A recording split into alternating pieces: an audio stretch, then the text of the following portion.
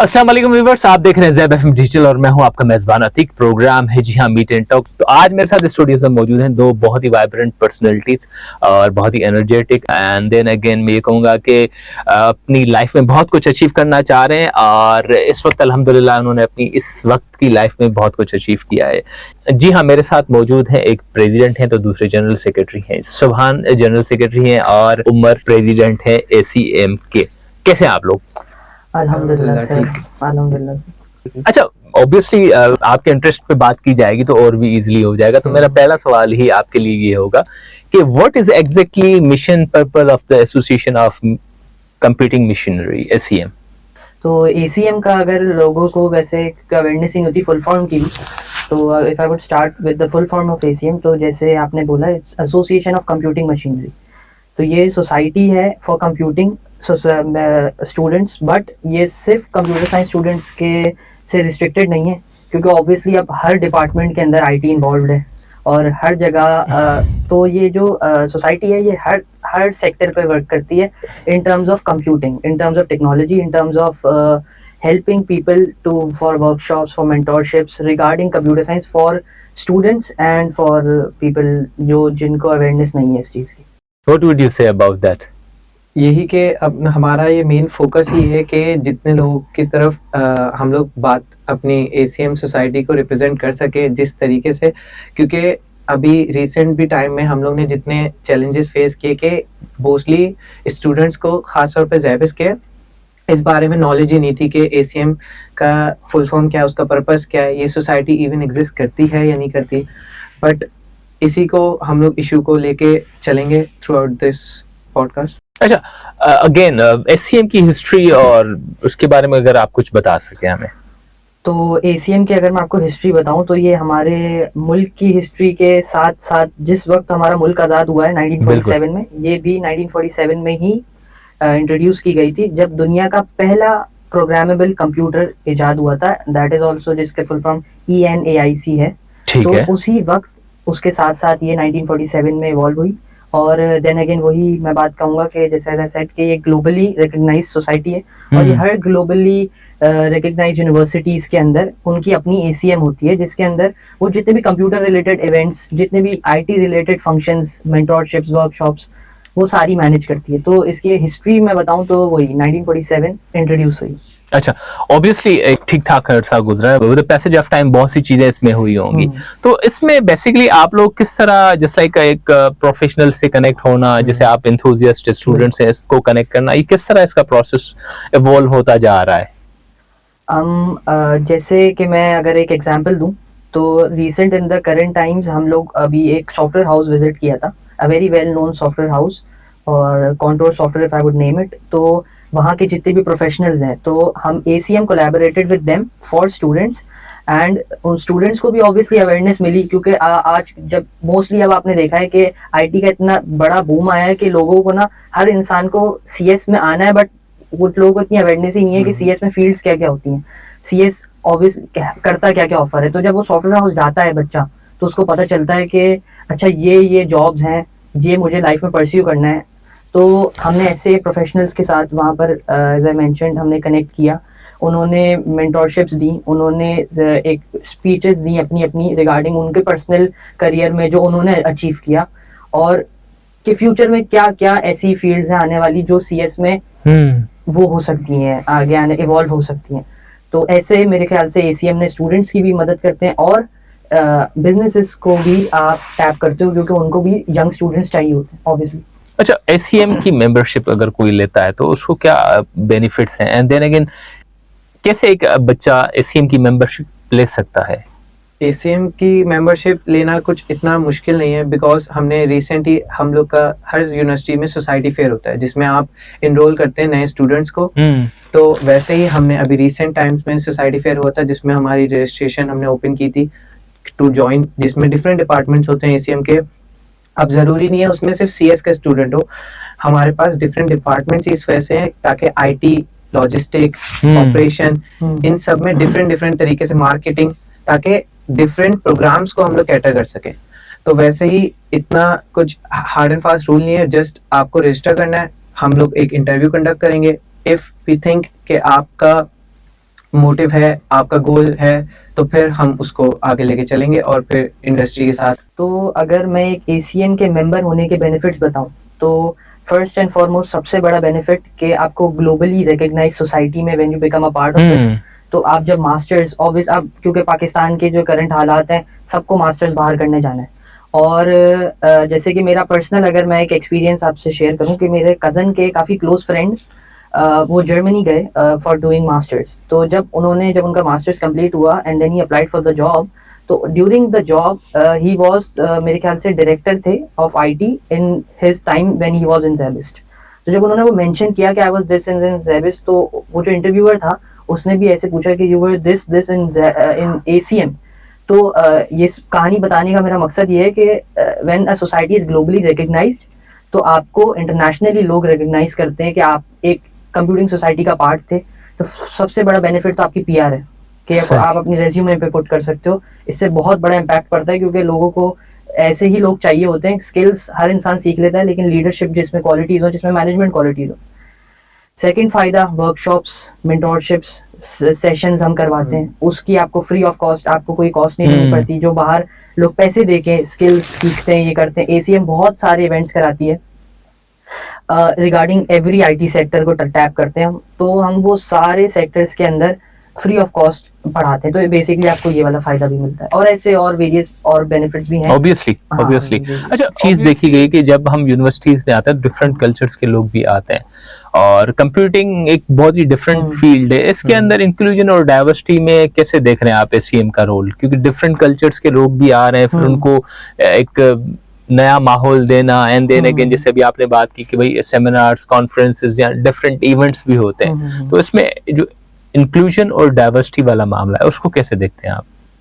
अच्छा, तो डाइवर्सिटी अगर दो सेक्टर्स में डिवाइड होती है। अगर मैं डाइवर्सिटी अगर आप जो कहना चाह रहे हैं, एक तो डाइवर्सिटी होती है कि अलग अलग कल्चर्स से आ रहे हैं लोग, और एक डाइवर्सिटीज होती है इन प्रोग्राम्स। ऑब्वियसली मैंने जब कंप्यूटिंग की बात की तो मैं प्रोग्राम की बात कर रहा हूँ। तो अगर मैं कंप्यूटिंग प्रोग्राम्स की बात करूं तो हम लोग के जो ईसी है एग्जीक्यूटिव काउंसिल, उसके अंदर बायोटेक से भी बच्चे हैं and we have people from BBA, we have people from BSAF. हमारे पास ऑल ऑफ द डिपार्टमेंट्स जो ज़ेबिस में है उनके मोस्टली सबसे बच्चे हैं। और वही बात जब उन्होंने भी अप्लाई किया था और जब उनको इवन हमने इलेक्ट भी कर लिया था तो उनका भी यही सवाल था कि ये तो कंप्यूटिंग सोसाइटी है, हम बायोटेक के, हम बीबीए के, हम इसमें क्या करेंगे। बट जब मैंने उनको एक्सप्लेन किया कि जैसे अगर फॉर एग्जांपल अगर एक बीबीए का स्टूडेंट है, मैंने उसको फाइनेंस संभालने को दिया हुआ है या लॉजिस्टिक्स संभालने को दिया हुआ है, तो आपको अपने डिपार्टमेंट रिलेटेड भी एक्सपीरियंस मिलता है। एंड फर्स्ट एंड फॉरमोस्ट जो सबसे इंपॉर्टेंट बात है, आईटी हर जगह इंक्लूडेड है। बिल्कुल। तो इसी रिलेटेड अगर मैं डाइवर्सिटी कल्चर की बात करूं तो हम लोग उन लोगों ने, जैसे मैं उन्हीं का एक्सपीरियंस आपको बता सकता हूं कि they feel very nice to be a part of ACM अब। और रिसेंट हमने जो जीबी जनरल बॉडी उसके नीचे की वो होती है इंडक्शन, उसके अंदर we got over 200 plus applications. तो स्टूडेंट्स काफी ज्यादा इंडल्ज हैं एसीएम का पार्ट होने की, और विद वेरियस डिपार्टमेंट्स। जरूरी नहीं कि सिर्फ सीएस के बच्चे हैं, क्योंकि उनको दिख रहा है कि एक सोसाइटी है जो कुछ ग्लोबली रिकग्नाइज है और वो कुछ कर रही है, जो वो वर्कशॉप्स करवा रही है, वो सेशंस करवा रही है। तो व्हाई वुड एनीबॉडी डिसएग्री और deny to be a part of it? अच्छा, ऑब्वियसली बहुत सी चीजें आप बता रहे हैं, मुझे ये बताएं कि रिसेंटली क्या क्या इवेंट्स हैपनिंग्स हो चुकी हैं और अपकमिंग क्या आ रहा है जो आप समझ रहे हैं कि हमें लोगों को इंट्रोड्यूस करवाना चाहिए, उनको अवेयर करवाना चाहिए कि भाई this is going to be upcoming event. Recent जो हमारे पास इवेंट्स हो चुके हैं उसके बारे में हम लोग करते हैं। सबसे पहला इवेंट जो हमने कराया था वो टेकन ई गेमिंग कंपटीशन करवाया था, सही, जो कि कैफेटेरिया में हुआ था। That was a huge success क्योंकि हमारा वो डेब्यू इवेंट था। उसमें हमने टेकन 7 खिलाई थी, जिसमें बहुत बच्चे फ्रेशीज को बेसिकली हमने टारगेट किया था ताकि वो एक लेवल मेंटेन हो कि यूनिवर्सिटी आके सिर्फ पढ़ाई नहीं, थोड़ा सा एनर्जेटिक माहौल क्रिएट हो जाए। उसके बाद हमारे डिफरेंट इवेंट आते रहे, जैसे स्पोर्ट्स मेनिया आया, उसमें हमने क्या नाम है पबजी टूर्नामेंट और स्क्रैबल का पेस जो है पाकिस्तान स्क्रैबल एसोसिएशन पीएसए, तो उनके साथ हमने क्या नाम है कोलैबोरेट करके एक इवेंट कराया था स्क्रैबल कंपटीशन का। रिसेंट हमारा जो एक ट्रिप थी वो सॉफ्टवेयर हाउस विजिट था, जिसमें हमने इंडस्ट्री प्रोफेशनल्स के साथ मीटअप सेटअप करवाया था, जिसमें स्टूडेंट्स को ये आइडिया हो कि किस तरह हम लोग क्या नाम है सॉफ्टवेयर हाउस में काम होता है, किस तरीके से मैनेज होती हैं चीज़ें और किस तरीके से वर्क एनवायरनमेंट होता है वहाँ का। क्योंकि हर एक सीएस स्टूडेंट का गोल ये होता है कि आगे जाके उसको सॉफ्टवेयर सही। हाउस में काम करना है, तो उसके बारे में नॉलेज किसी को नहीं होती, तो उसके बारे में थोड़ी सी नॉलेज पता चले। अपकमिंग इवेंट हमारे यही होंगे कि हम लोग वर्कशॉप और करियर काउंसलिंग पे मोस्टली फोकस करेंगे, ताकि वही है कि सिर्फ हंसी मजाक और गेम्स वगैरह के ऊपर फोकस ना हो। तो अभी अपकमिंग इवेंट्स में हमारे पास हम लोग वर्कशॉप्स और करियर काउंसलिंग पे फोकस करेंगे। वर्कशॉप्स में हमारे पास मोटिव यही रहेगा कि जो मेन प्रॉब्लम्स है उसके ऊपर हम फोकस करें। जैसे साइबर सिक्योरिटी एक बहुत बड़ी इशू है, टेक से रिलेटेड, साइंस, कंप्यूटर साइंस से रिलेटेड, जिसके ऊपर नॉलेज मोस्टली बच्चों को या घर वालों को, फैमिली मेंबर्स को नहीं होती। तो उसके ऊपर हम फोकस करेंगे ताकि लोग सीखें और उस इंडस्ट्री प्रोफेशनल्स को बुलाकर और उस पर बात कर सकें। अच्छा, ऑब्वियसली हम बहुत सी जगहों पर सुनते हैं साइबर सिक्योरिटी और बहुत बड़ा एक मसला भी है आजकल की दुनिया में। अगेन आप लोग भी इस पे काम करवाने चाह रहे हैं, तो मुझे आप बताएं कि ये साइबर सिक्योरिटी की है क्या, किस तरह आप इसको एक्सप्लेन करेंगे? तो इफ आई वुड स्टार्ट, है तो बहुत ही क्रिटिकल, मैंने देखा है। बिल्कुल। तो जैसे एक साइबर सिक्योरिटी, जैसे अगर आप पुराने ज़माने में अगर आप घर पे चाबी लगा के जाते हो, अभी भी जैसे डकैतियाँ होती हैं या चोरियाँ होती हैं, आपको जैसे अपने घर की हिफाजत करनी होती है, अपने फिजिकल एसेट्स की हिफाजत करनी होती है, वैसे ही साइबर सिक्योरिटी आपकी आप कह सकते हैं नॉन टैंजिबल एसेट्स हैं, जैसे जो आपका डेटा है, उस प्राइवेसी प्रोटेक्शन है, उन सब चीज़ों की बारे में बात करती है। बेसिकली आपके डेटा की प्रोटेक्शन, आपकी वही नॉन टैंजिबल एसेट्स की प्रोटेक्शन पे बात करती है साइबर सिक्योरिटी। अगर मैं इसको एक ऐसे इंसान के लिए समझाऊं जिसको बिल्कुल नहीं पता साइबर सिक्योरिटी क्या है, तो ये बिल्कुल वैसे ही है जैसे कि आप अपने घर पे अगर चाबी लगा के जाते हो, ताला लगा के जाते हो कि कोई आके, जाहिर सी बात है आपके घर पे चोरी डकैती ना हो जाए। उसी तरह say that same applies for cyber security कि आपको अपने डेटा, आपको अपनी प्राइवेसी के लिए भी प्रोटेक्शन करनी पड़ती है, और उसी की हिफाजत पे, क्योंकि अब आप जैसे देख रहे हैं जितने भी अब दुनिया आईटी की तरफ शिफ्ट हो रही है, दुनिया शिफ्ट हो रही है सीएस की तरफ, और हर चीज़, हर बिजनेस जो पहले जैसे आप कह सकते हैं कि अगर एक परचून की दुकान वाला भी है तो पहले अगर वो पैसे ऐसे करके हाथ से लेता था, तो बट अब वो प्रेफर करते हैं कि नहीं, आप मुझे इजी पैसा कर दो, या आप मुझे ऑनलाइन ट्रांजैक्शंस कर दो। तो ये वो टर्म है कि हर नॉर्मल से नॉर्मल डेली लाइफ वर्क में अब आईटी इंक्लूड हो रही है, तो इसकी प्रोटेक्शन बहुत जरूरी है। अच्छा, जब हम इस चीजों पे बात करते हैं तो हमेशा इम्पैक्ट की बात आती है, क्योंकि यहाँ पर भी आप जैसे कह रहे हैं कि इजी पैसा वगैरह 2 से 4 चीजें। अब इसमें एक इंडिविजुअल का रोल भी आता है, एक ऑर्गेनाइजेशन का भी रोल आता है और स्टेट का भी रोल आता है। तो साइबर सिक्योरिटी में इस जो स्पेशली जो साइबर थ्रेट्स के हवाले से उसके इम्पैक्ट के बारे में क्या कहेंगे? किस कदर वो इम्पैक्ट रखता है इंडिविजुअल पे या गवर्नमेंट पे या किसी ऑर्गेनाइजेशन पे? तो अगर मैं स्टार्ट करूं गवर्नमेंट से, तो गवर्नमेंट का तो एक बहुत बड़ा, जाहिर सी बात है, क्योंकि आपके कॉन्फिडेंशियलिटी होती है गवर्नमेंट के। काफ़ी डॉक्यूमेंट्स ऐसे होते हैं जो काफ़ी सेंसिटिव होते हैं, जो काफ़ी, जैसे हमारी नादरा का जो डेटा है, रिसेंट मेरे ख्याल से 2019 या 2020 प्री कोविड टाइम्स में, जैसे कि पता चला था कि नादरा का सारा डेटा कॉम्प्रोमाइज हो गया था बाय एन इंडियन हैकर, जिसके पास उसके पास इंफॉर्मेशन चली गई थी नादरा की। तो ये काफ़ी सीरियस सिचुएशन है अगर आप इसको एक स्केल पे देखें कि उनके पास नादरा के पास हमारी सारी इंफॉर्मेशन है, every personal and private information NADRA has it. तो अगर उनके पास, तो ये जो डेटा है वो तो उसका काफ़ी मिसयूज़ किया जा सकता है, तो इसका इम्पैक्ट बहुत बड़े स्केल पे भी हो सकता है।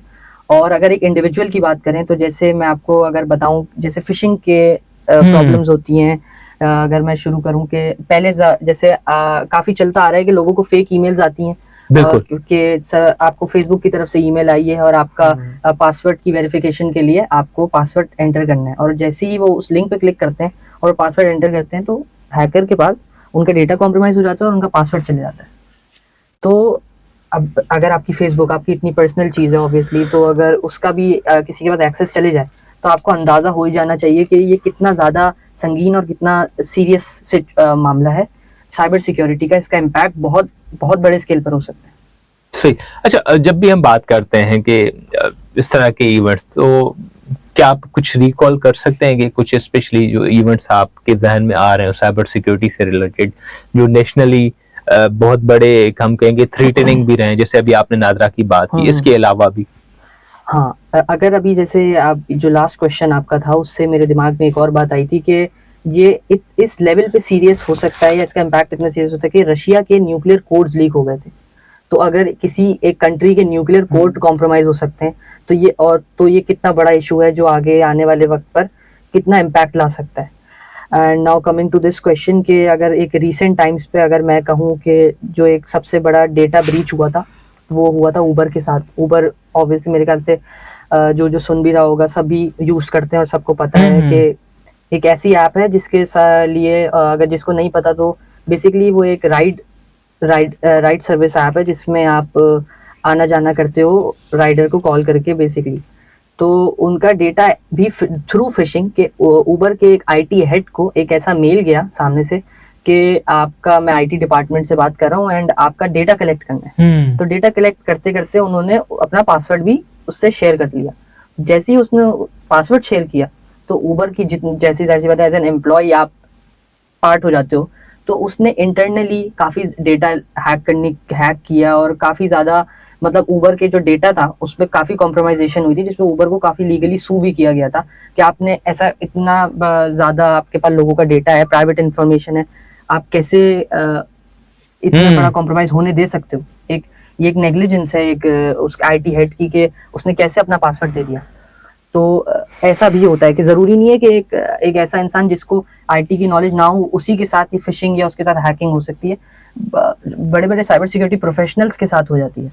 अच्छा, जाहिर बात है प्रोफेशनल्स के साथ हो रहा है या स्टेट के डिफरेंट ऑर्गेनाइजेशंस के साथ हो रहा है। अच्छा, तो अगर हम एक इंडिविजुअल की बात करें तो एक इंडिविजुअल अपने आप को किस तरह प्रोटेक्ट कर सकता है, क्या प्रिकॉशनरी मेजर्स ले सकता है वो? प्रिकॉशनरी मेजर्स ये हो सकते हैं कि सबसे पहले तो अगर आप मोबाइल या लैपटॉप यूज़ करते हैं तो मोस्टली अगर आपने देखा ही होगा कि लैपटॉप्स के जो कैमरे होते हैं वो सबसे ज़्यादा लोग हैक कर लेते हैं, तो उस पर टेप लगा के रखते हैं ताकि आप अगर लैपटॉप की स्क्रीन खुली भी छोड़ दें तो अगर आपका लैपटॉप किसी के पास एक्सेस भी हो तो भी वो आपका कैमरे के थ्रू एक्सेस ना कर सके और आपके लाइव व्यू नहीं कर सके।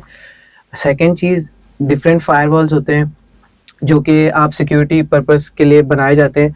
व्हाट्सएप ने अभी 2 फैक्टर ऑथेंटिकेशन भी वो किया है इम्प्लीमेंट, अभी नहीं पहले से अब तो हर ऐप में ये आ रहा है जिसपे क्या नाम है सिक्योरिटी ज़्यादा हो जाती है कि आपका सिर्फ पासवर्ड नहीं चाहिए होता, उसके बाद आपका वो एक्सेस भी मांगता है कि आपका जो लिंक्ड होता है डिवाइस उससे फिर एक्सेस होगा तो ही आपका वो लॉगिन होगा, जिससे आपका एक तो अकाउंट सिक्योर रहेगा, आपका डेटा ब्रीच होने से बचेगा और आपकी इंफॉर्मेशन या फोटोज वगैरह लीक होने से बची रहेंगी। और एक जिस मैं ऐड अप करना चाहूँगा सुभान की बात पे सबसे लोगों जब एप्स इंस्टॉल करते हैं नॉर्मली लोग एप्स आपसे मांगते हैं परमिशन, सही, और एक लाइसेंस एग्रीमेंट भी वो देता है जिसके अंदर अगर लोग पढ़ते नहीं है डायरेक्ट एक्सेप्ट कर लेते हैं, जिसके अंदर अगर आप रियलिटी में पढ़ो तो वो काफ़ी ज़्यादा डेटा आपका जिसकी उसको ज़रूरत भी नहीं है आपको। जैसे अगर मैं एग्जांपल दूं, ट्रू कॉलर काफ़ी ज़्यादा ये आया था, सब यूज़ कर रहे थे, बिल्कुल। तो ट्रू कॉलर इलीगली पकड़ा गया था कि वो लोग अपना कंज्यूमर का डेटा बेचते थे लोगों को, लोगों के नंबर्स, लोगों के प्राइवेट नंबर्स होते हैं ऑब्वियसली, उनके यूज़र नेम्स, और वो सारा डेटा इलीगली ले रहा था और सेल आउट कर रहा था। सही। तो ये किस वजह से हुआ कि लोगों ने without any implications, without any precautions बस एक्सेप्ट कर लिया और देखा कि चलो अब ये डाउनलोड हो गया। उनको इस चीज़ की नॉलेज ही नहीं है कि उनकी सारी कॉन्टैक्ट्स की इन्फॉर्मेशन, जैसे अगर एक और बड़ा अच्छा एग्जांपल अभी रिसेंट टाइम से बहुत चल रहा है और पाकिस्तान में तो काफ़ी ज़्यादा चल रहा है, लोन एप्स इतनी ज़्यादा आ गई हैं। हर बंदा, जैसे आप फेसबुक पे एड्स देखेंगे, सब ने एड्स लगाए हुए हैं कि आप इतना इतना लोन ले लो, 40 दिन बाद वापस देना, 0.1% इंटरेस्ट पे, 1% इंटरेस्ट पे। हर बंदा जो एक नॉर्मल इंसान है जिसको नहीं पता उनके साथ क्या हो रहा है, वो अप्लाई कर देता है, वो पैसे ले लेता है। उसके बाद वो क्या करते हैं, वो आपसे एक हफ्ते बाद आपको कॉल्स करना शुरू करते हैं कि नहीं अब हमारी पॉलिसीज चेंज हो गई हैं, अब हमें डबल पैसे चाहिए। और अगर आप नहीं देते तो वो क्या करते हैं, जैसे वो आपके कॉन्टैक्ट्स का इन्फॉर्मेशन, जैसे ही आप वो ऐप इंस्टॉल करते हैं उनके पास आपकी सारी कॉन्टैक्ट की डिटेल्स चली जाती है। वो आपके ख़ानदान, आपके रिश्तेदारों को मैसेजेस करना शुरू करते हैं, वो आपको कॉल के ये इस किस्म का इंसान है, इसने मेरे से उधार लिया, ये वापस नहीं दे रहा, झूठी झूठी बातें आपके लिए, फेक बातें फैलाना शुरू कर देते हैं आपके पूरे सर्कल में जो उनके पास कॉन्टैक्ट डिटेल्स होती है। तो उसके बाद यूज़र मजबूर हो जाता है, वो क्या बोलता है कि अब मतलब उन्होंने एक तरीके से फोर्सफुली आपको स्कैम किया और आपको पैसे भी आप उनको अपनी विल से दे रहे हो, बट फोर्सफुल उन्होंने एक तरीके से उन्होंने आपको मजबूर कर दिया है कि तो पैसे देने पड़ेंगे, क्योंकि अब हमारे पास डेटा है आपका, हम कॉल्स करते रहेंगे आपके फैमिली मेम्बर्स को, आपके ख़ानदान वालों को थ्रेट करते रहेंगे। तो ये एक चीज़ है कि अगर सबसे पहली बात लोन ऐप्स जो ये नई आ रही हैं इंस्टॉल ही नहीं करनी चाहिए। सही। लोन हमेशा किसी ऐसी जगह से लेना चाहिए जो गवर्नमेंट से सर्टिफाइड है, जो बैंक्स हैं, जैसे बैंक सर्टिफाइड होते हैं। और कोई भी ऐप इंस्टॉल करने से पहले एटलीस्ट अगर आप उसको पढ़ नहीं रहे तो परमिशंस वो ही दें जो उसको ज़रूरी है। सही। अच्छा, अब ये तो एक इंडिविजुअल की हमने बात की, बिल्कुल। ठीक इसी तरह से हम देखें तो हमारे यहाँ बहुत सारी ऑर्गेनाइजेशंस हैं, इंडस्ट्रीज हैं, उसको अगर इस रिस्पेक्ट में देखा जाए, जाहिर बात है जैसे आपने उबर वगैरह की बात भी की, तो ऑब्वियसली इस तरह के मामलात में साइबर सिक्योरिटी को मद्देनजर रखते हुए किस तरह अपनी टेक्नोलॉजिकली अपने आप को एनहांस किया जाए, क्या आप इसके बारे में क्या कहना चाहेंगे?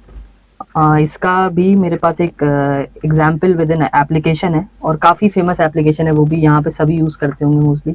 टिकटॉक काफ़ी फेमस ऐप है, सबको नॉलेज है उसके बारे में। तो रीसेंट टाइम्स में 2023 में ही टिकटॉक का डेटा ब्रीच हुआ था और लीक हुआ था, और उसके अंदर टोटल उनको तकरीबन 790 प्लस GB का डेटा था, और ऑफ पीपल ओवर 2.05 बिलियन।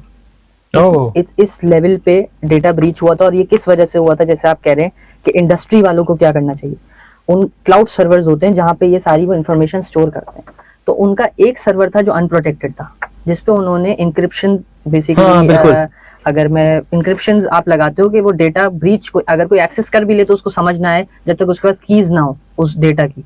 उन्होंने अनफिल्टर्ड डेटा उस क्लाउड सर्वर पे रखा हुआ था, और कंप्रोमाइज पे चला गया वो। हाँ, और एक काफी फेमस हैकर्स हैं, उनका नाम है अगेंस्ट द वेस्ट। उसी कम्युनिटी ने टिकटॉक का ऐप हैक किया, और उनका सारा डेटा और उसके स्क्रीनशॉट्स के कितना प्राइवेट डेटा टिकटॉक रखता है। बट अभी उसका ये केस चल रहा है, टिकटॉक तो डिनाई कर रहा है कि हमने कभी डेटा सेव ही नहीं किया, लेकिन उन्होंने तो काफ़ी स्क्रीनशॉट्स पोस्ट किए हैं कि हम तो थे और हमने हैक। तो इंडस्ट्रीज को क्या करना चाहिए, प्रिकॉशनरी मेजर्स, जैसे मैं सुभान ने आप सबको मेंशन किया, फायरवॉल्स होती हैं और काफ़ी क्लाउडफेयर प्रोटेक्शन सिस्टम्स होते हैं, आपको वो इम्प्लीमेंट करना ज़रूरी है।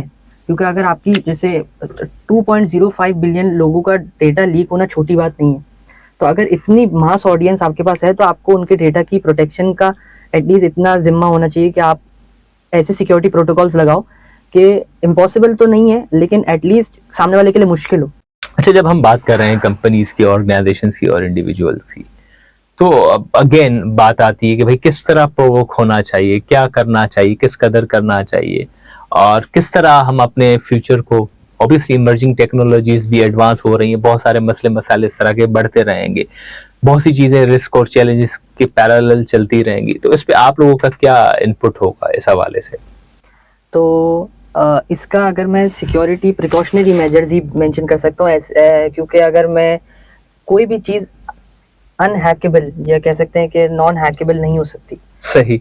कोई भी अगर एक आईटी में एक ऐप है, डेटा है, वो that can be hacked, but आप प्रिकॉशनरी मेजर्स लगा सकते हैं ऑब्वियसली। बट जैसे कि कोई भी चीज़ आपको 100% एक होता है ना सेफ्टी टेस्ट नहीं देगी कि जैसे लोग अब कंप्यूटर में एंटीवायरस इंस्टॉल करके समझते हैं कि अब तो हमारा कंप्यूटर हैक नहीं हो सकता, डेटा लीक नहीं हो सकता, अब सारी इंफॉर्मेशन हमारी सेफ है।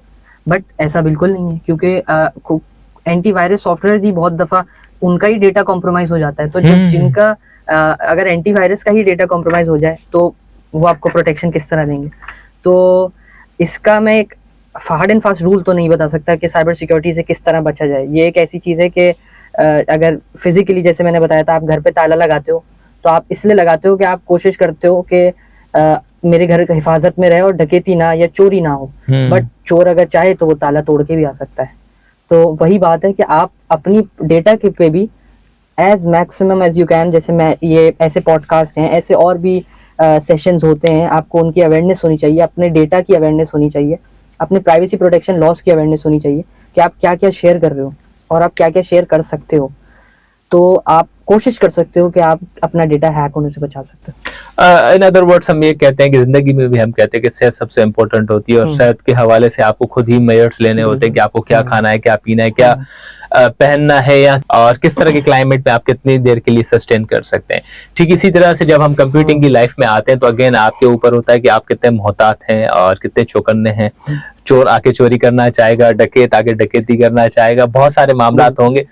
क्योंकि खजाना आपके पास होगा डेटा का, तो फिर 10,000 मसले आपके साथ होंगे। मगर अगेन बात आती है कि आप अपने आप को किस तरह महफूज बनाते हैं और किस तरह आने वाले वक्तों में अपने आप को अप टू डेट रखते हैं डिफरेंट मामलात में, यानी कि टेक्नोलॉजी के हवाले से। आप लोगों से मिलकर बहुत खुशी हुई। Once again thank you so much for your time. आप लोगों का कोई message for the students of Pakistan? First of all for SZABIST student के ACM एक कंप्यूटिंग सोसाइटी है जो सारा मैंने मेंशन कर दिया है। तो if you want to be a part of ACM, और जैसे सुभान ने मेंशन किया कि आपको इस किसी एक हार्ड एंड फास्ट रूल की ज़रूरत नहीं है। आप हमें आए, रीच करें, आप बोलें यू वांट टू बी, अगर आप एंथुसियास्टिक होगे तो आपको ज़रूर मौका मिलेगा ACM का पार्ट होने के लिए। और जनरल पब्लिक यूथ से मेरा ये होगा कि अगर साइबर सिक्योरिटी की बात ही चल रही है कि एटलीस्ट आप अपने डेटा की प्रोटेक्शन करें। आप जितना अवेयरनेस आप स्प्रेड कर सकते हैं और जितना आप सोशल मीडिया की पावर है, तो जितनी अवेयरनेस स्प्रेड कर सकते हैं करें, और लोगों की हिफ्ज़ ईमान और अपने हिफ्ज़ ईमान का ख्याल रखें। सो गाइस, इसी के साथ मुझे दे इजाजत। Stay tuned, this is Zeb FM digital.